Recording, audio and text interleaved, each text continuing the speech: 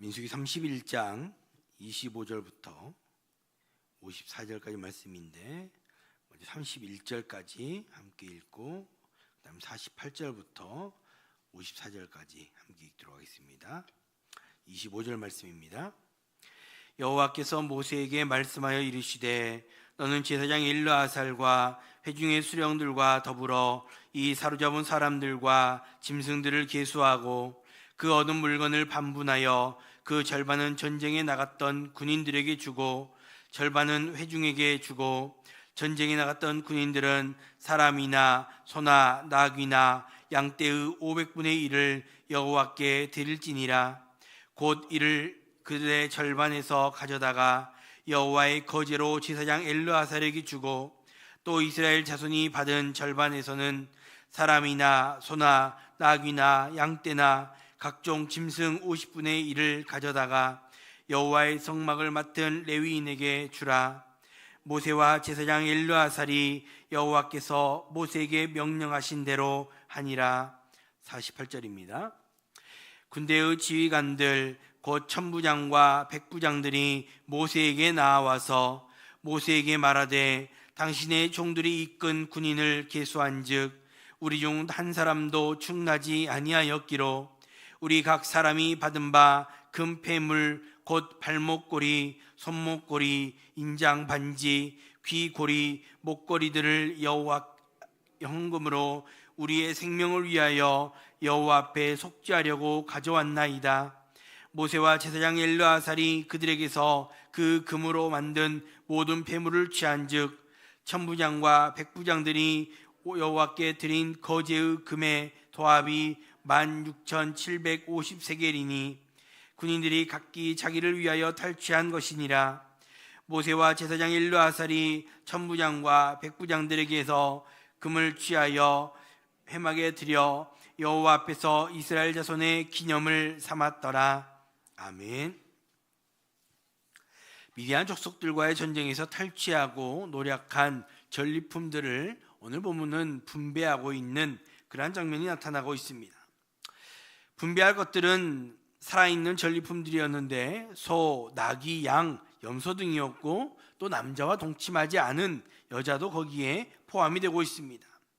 가장 먼저 목숨을 걸고 싸움에 임한 군인들에 대한 배려도 돋보인다 할 수 있겠습니다.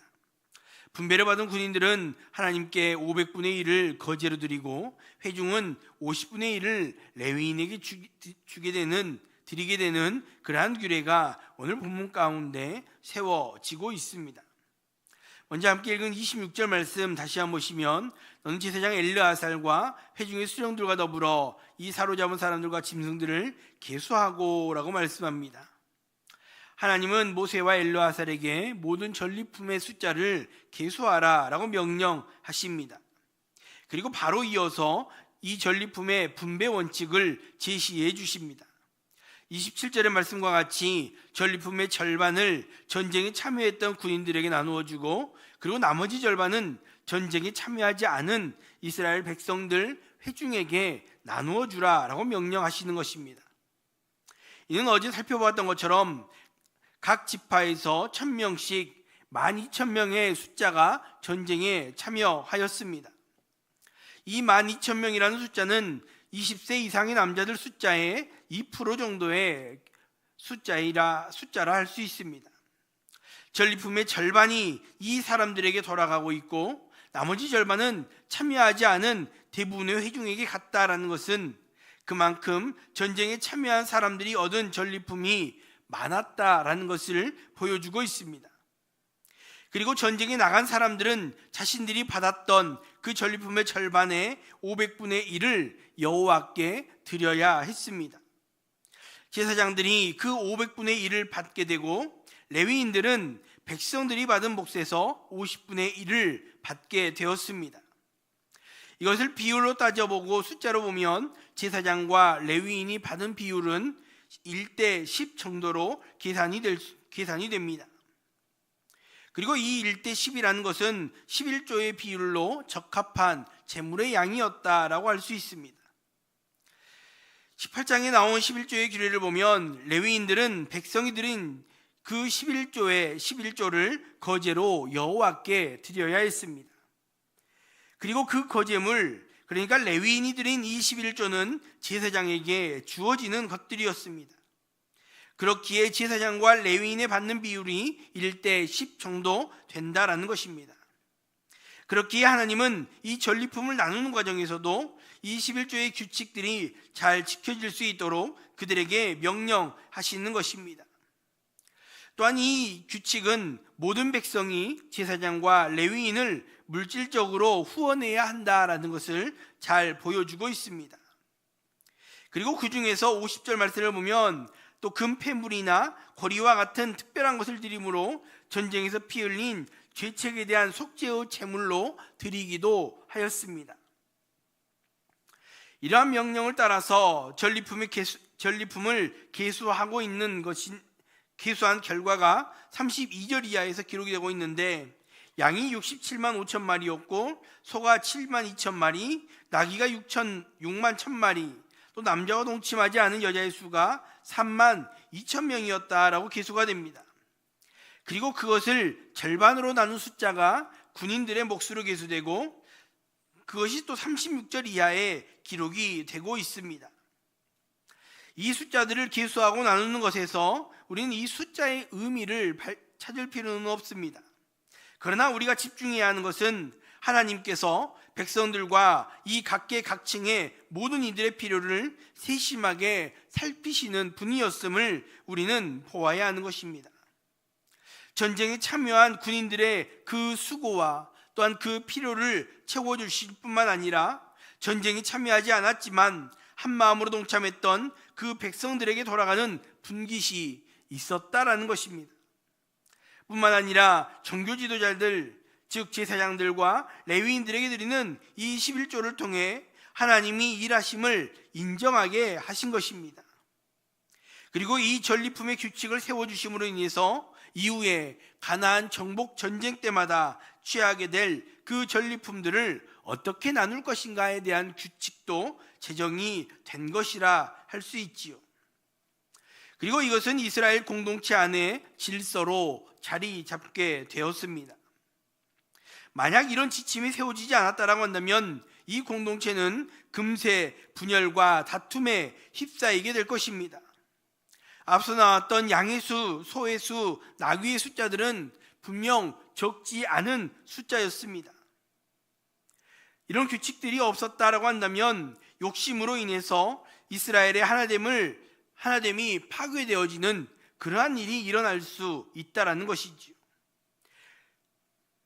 분열과 다툼에 휩싸이게 될 수 있는 그것을 하나님은 미리 방지하시고자 이러한 조치를 취하신 것입니다.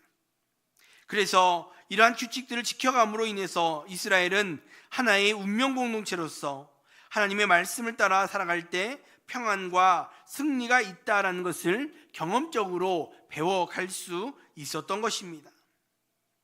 이들이 전쟁을 승리할 수 있었던 이유, 그리고 이 공동체가 지속적으로 평안히 서갈 수 있었던 이유는 오직 말씀에 순종하는 것이었음을 우리는 기억해야 합니다.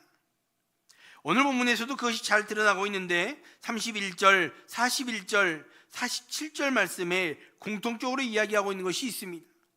31절과 41절, 47절 말씀에 모두 다 여호와께서 모세에게 명령하신 것과 같았다. 하나님 여호와께서 모세에게 명령하신 대로 되었다라는 것을 강조하고 있습니다.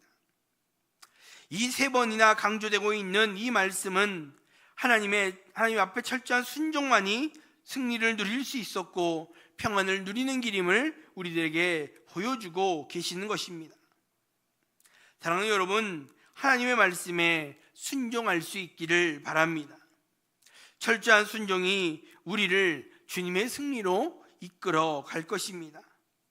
오직 말씀에 순종함으로 말미암아 주님이 주시는 승리와 그 평안을 누리며 살아갈 수 있는 우리 모두 될 수 있기를 주님의 이름으로 축복합니다. 계속해서 49절 말씀 보시면 모세에게 말하되 당신의 종들이 이끈 군인을 계수한즉 우리 중 한 사람도 충나지 아니하였기로 라고 말씀하고 있습니다. 하나님의 말씀대로 순종하여 전리품을 나눈 뒤에 군대의 지휘관들이 모세에게 나와 놀라운 고백을 하고 있습니다. 우리의 군인을 계수해 보니 한 사람도 축나지 않았다, 즉 한 사람도 죽지 않았다라고 고백하고 있는 것이지요.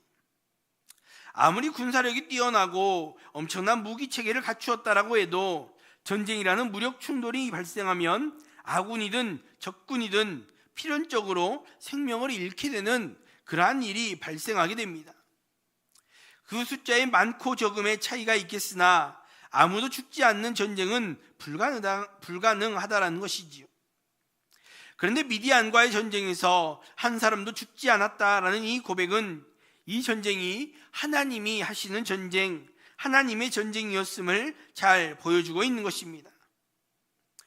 또 이들이 한 사람도 죽지 않았다는 것은 출애굽 세대는 모두 다 광야에서 죽은 것과 비교되면서 약속의 땅에 들어갈 세대를 계수한 이후에 지금까지 한 번도 죽은 자들에 대한 이야기가 나타나지 않았다라는 중요한 메시지를 던져주고 있습니다. 이는 새로운 광야 세대가 가나안에 누리게 될 그 삶과 소망을 강력하게 보여주는 것입니다. 그래서 이들은 감사의 제물로 드린 것뿐만 아니라 50절 말씀에 나온 것처럼 속죄의 제물로 하나님께 나아가고 있는 것입니다. 인간적인 생각과 상식으로 도저히 불가능한 일을 행하신 그 하나님의 권능을 마주함으로 자신들이 죄인임을 깨달을 수밖에 없었던 것입니다. 그래서 이들은 거룩하신 하나님 앞에, 크신 능력의 하나님 앞에 속죄의 제물로 가지고 나아온 것입니다. 하나님의 크고 광대하심을 경험한 사람의 마땅한 반응은 바로 이 속죄, 회개인 것입니다. 피조물된 인간은 그 하나님 앞에 너무나도 보잘것없고 부족한 죄인임을 깨달을 수밖에 없습니다. 그렇게 하나님을 향한 경외심을 잃어버린다는 것은 매우 심각한 일이라 할 수 있습니다. 그렇게 지휘관들은 속죄와 감사의 물을 드린 것이고 그 예물은 기념물이 되었음을 54절에서 말씀하고 있습니다. 기념물 삼았다라는 것은 그것을 볼 때마다 이 사건을 기억나게 하는 장치였습니다. 그들이 드린 금으로 회막의 도구들을 만들어서 회막에서 제사할 때마다 이 미디안의 전쟁을 기억하게 했던 것입니다. 하나님께서 승리하게 하시고 한 사람도 죽지 않았던 그 전쟁, 그래서 하나님이 거룩하시고 하나님이 크신 권능의 하나님심을 보게 하는 그러한 기념물로서 이것들을 삼았다라는 것입니다. 그리고 그것을 본 다음 세대들도 여전히 하나님을 경외하는 자들로 세워지기를 원했던 것입니다. 이는 우리가 어떻게 은혜를 기억해야 하는가를 잘 보여줍니다. 우리는 연약하여서 우리가 누려왔던 모든 것들이 하나님의 은혜임을 순간순간 잊어버릴 때가 많습니다. 하나님이 나와 함께 하심도 잊어버리고 나에게 베풀어 주신 은혜도 잊어버릴 때가 있다라는 것이지요. 문제는 그 은혜를 잊을 때 교만으로, 죄악으로 나아갈 수밖에 없다라는 것입니다. 그래서 유대인들은 말씀을 문설주에 손목에 기록하며 살아왔던 것입니다. 우리는 그렇게까지 하지 않는다 할지라도 매 순간 우리의 삶에서 하나님의 은혜를 기억하고 하나님을 인정하는 그러한 습관을 가져야 할 것입니다. 매일매일 순간 하나님을 의식하고 하나님의 은혜를 기억하며 살아갈 수 있는 우리 모두가 될 수 있기를 주님의 이름으로 축복합니다. 함께 기도하시길 바랍니다. 오직 말씀에 순종함으로 말미암아 주님이 주시는 승리와 평안을 누리며 살아가는 우리 모두가 될 수 있게 해달라고 기도할 수 있기 바랍니다. 또 매일 매 순간 하나님을 의식하고 하나님의 은혜를 기억하며 살아갈 수 있는 우리 모두 될 수 있게 해달라고 기도할 수 있기 바랍니다. 또 그의 두 번째로 교회를 위해서 기도하실 때 오늘 선교지와 미자립교회와 농산주교회들을 위해서 함께 기도할 수 있기 바랍니다. 선교지의 선교사님들이 정말 하나님 앞에 헌신함으로 말미암아 그 지역들이, 그 나라가 주의 나라로 확장되어지는 주님의 나라로 돌아오는 역사들이 있게 해달라고, 또 미잘교회와 농사교회들도 마찬가지로 그렇게 하나님 앞에 쓰임받는 귀한 교회들 될 수 있게 해달라고 기도할 수 있기 바랍니다. 또 슬픔을 당한 가정을 위해서 또 함께 하나님의 위로가 있게 해달라고 또 함께 기도해 주시길 바랍니다. 말씀 생각하시면서 교회를 위해서 함께 기도하겠습니다. 하나님 아버지, 은혜와 사랑을 감사합니다. 오늘도 우리들을 인도하여 주시고 말씀 앞에 우리의 삶을 다시 한번 돌아보며 우리가 주님의 크신 은혜를 매일매일 기억하며 살아가는 것이 얼마나 중요한가 다시 한번 깨닫게 하신 하나님 감사합니다. 하나님, 우리가 오직 말씀에 순종하며 살아갈 수 있도록 우리의 삶을 인도하여 주시옵소서. 우리가 그렇게 말씀에 순종함으로 말미암아 주님이 주시는 그 승리와 평안을 누리며 살아갈 수 있는 우리 모두가 될 수 있도록 하나님이여 함께하여 주시옵소서. 그렇게 우리가 매일매일 순간 속에서 주님이 주신 은혜를 기억하게 하시고 그 하나님을 의식함으로 정말로 하나님께 나에게 베풀어 주신 그 은혜를 감사하며 그 하나님을 찬양하며 살아갈 수 있는 우리 모두의 삶이 될 수 있도록 하나님이여 함께하여 주시옵소서. 하나님, 또 선교지와 미잘교회 논산주교회들을 위해서 함께 기도하게 하시니 감사합니다. 특별히 선교지에 선교사님들을 주님 붙들어 주시고 그 선교지와 그 가정과 그 자녀들을 주님 붙들어 주시곤 합니다. 하나님, 그 선교지들이 하나님 앞에 놀랍게 변화되는 역사들을 보게 하시고 그 선교 사역들 가운데 선교사님들의 헌신 가운데 주의 영광이 나타나며 주의 살아계심이 드러나는 귀한 역사들이 그 지역에 그 나라에 있게 하여 주셔서 아버지 주의 나라가 확장되어지는 그 역사들이 아버지 그 현장 가운데 나타나는 큰 은혜를 허락하여 주시옵소서. 또 미자르교회와 농산교회들도 마찬가지로 하나님 앞에 귀하게 쓰임받는 그 지역의 복음의 전초기지 역할을 감당하는 귀한 교회들로서 쓰임받는 귀한 교회들 다 될 수 있도록 하나님 함께하여 주시옵소서. 또 하나님, 사랑하는 권사님이 아버지 이제 주의 부르심을 받고 아버지 천국에 들어가게 하신 하나님 감사합니다. 아버지, 더 이상 함께 육신을 마주 대할 수 없는 아쉬움이 있지만 아버지 천국에서 다시 만날 그날을 소망하며 그 부활을 소망하며 아버지 그 가정을 위해 기도하며 그 부활의 소망으로 위로하여 주시옵소서. 아버지, 그래서 그 모든 장례 절차 가운데 하나님의 은혜와 부활의 소망이 넘쳐질 수 있는 귀한 가정이 될 수 있도록 하나님 은혜를 부어 주시옵소서. 사랑의 하나님, 오늘도 주님 앞에 나와 또 기도하는 성도들이 있습니다. 아버지, 그 간절한 기도의 제목들 하나하나 기억하여 주시고 가장 좋은 곳으로 응답하여 주시는 그 하나님의 은혜를 경험하는 복된 날이 될 수 있도록 함께 하시고 나오며 걸어가신 예수님의 이름으로 기도합니다. 아멘.